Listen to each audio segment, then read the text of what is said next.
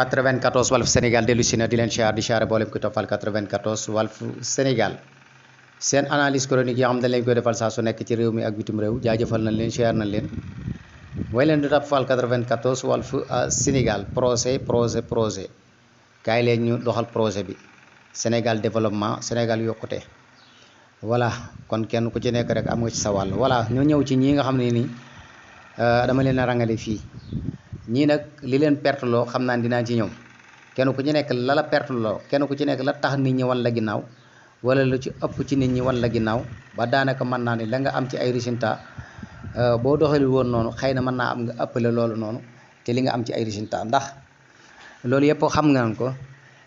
li ko waral mooy dafa am koo xam ne ni ab leader la yàlla wane ko ci jamono indi ko ci jamono mu nekk koo xam ne nii yaakaar naa ne ay mbiram ñëpp xam nañ ko mu mel ni da doon doxin woo xam ne nii comme gars yu baax yi fi jaaroon rek ñi nga xam dañ daan leeral saa su nekk si jamono jaxasoo bu wuruj jaxasoo ay fen ay naxas xandang ak yooyu nga xam ne daanaka nit ñi dañ koy xëntewoo dañuy dem ba dootuñu xàmmee kiy wax dëgg ak kiy wax aw fen dootuñu xàmmee ki baax ak ki bon jamono saa su demee ba tollu foofu noonu day am kuy ñëw koo xam dafay leeral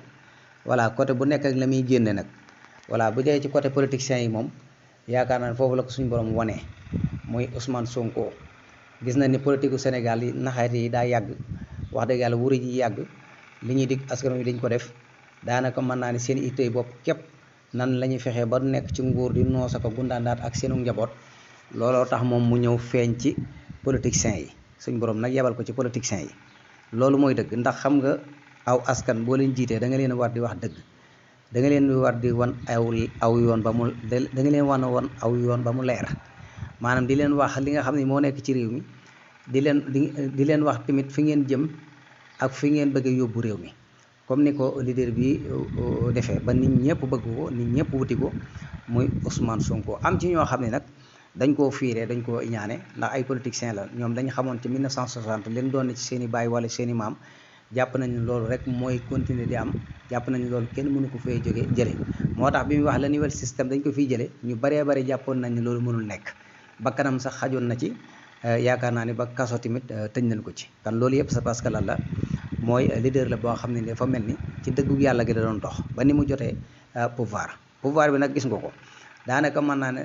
amul lu mu dajul depuis 1999 maanaam 2019 ba léegi damaa juum 2019 ba léegi ay mbiram dafa metti voilà yàq nañ fi ay seesam yàqal nañ fi ay gaay yu àndaloon wax dëgg yàlla torturé fi ay gaay yu àndaloon loolu yëpp c'est parce que rek muy muñ di gëm yàlla saa su nekk ni mu koy waxee ci ay discours am voilà nga xam ne kon kii nekk te ki nga xam ne nii bokk na ci ñi yàlla yabal ñuy leeral parce que yaakaar naa ne moom fu ak dëgg nekk boo demee fekk ko fa moom Ousmane Sonko fexe na daal ba système ba nga xam ne doon na koo xeex moom daaneel na leen voilà ñu bari nag jàpp ni politicien la ñenn ñi nag di ko fiire ñenn ñi di ko jéem a dëggal di ko jéem a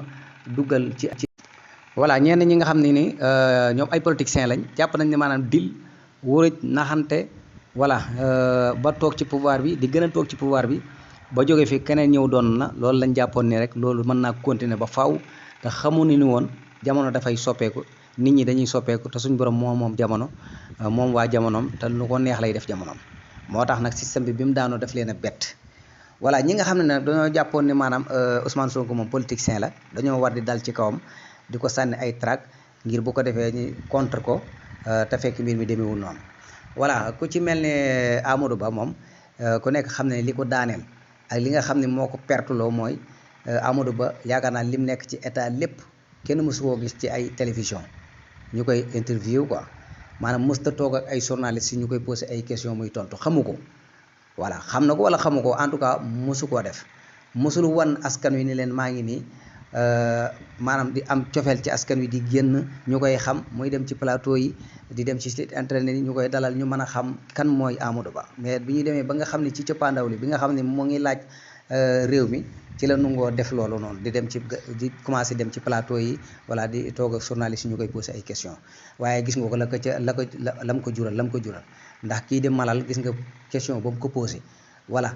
di ko laaj ci ñaari soxna nga yor mu nekk fa di nakal wala waxul lu leer te yaakaar naa am réew ku ko bëgg a laaj da ngaa war a leeral sa lépp mu leer nit ñi mën a xam yow yaay kan waaye yow yorogoo réew mi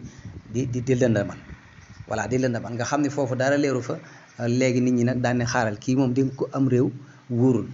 voilà nga xam ne kon dèjà bu fekkoon teeloon naa xam plateau teeloon a dem ci site internet teeloon a toog ak ñii nga xam ne ñooy journalistes yi kan bu boobaa dana xam lenn lu ci nekk buñ ko posé question dina ci mën a tontu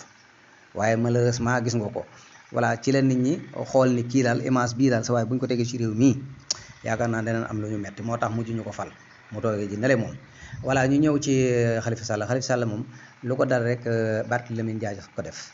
ndax Barth moo taxaw osé jàpp ne moom mooy politicien bi nga xam ne moom la ñëpp bëgg voilà mooy ki nga xam ne nag jeune la ndaw la moom jàpp ne moom ko am fit la élégant bi muy doxee voilà loolu la sénégalais yi bëgg déedéet du noonu di dal ci kaw Ousmane Sonko di wax lu nekk mu wax ko ba gars yi yëpp wan ko ginnaaw voilà léegi nag mu tànn leader am bi ànd ak moom jàpp ne moom bu demee day gagné mu dem voilà perte mën naa ni sax fi mu toll nii yóbbu nañ ko retraite moom Khalifa Sall voilà te bu dee Barth dong yaakaar naa ne moom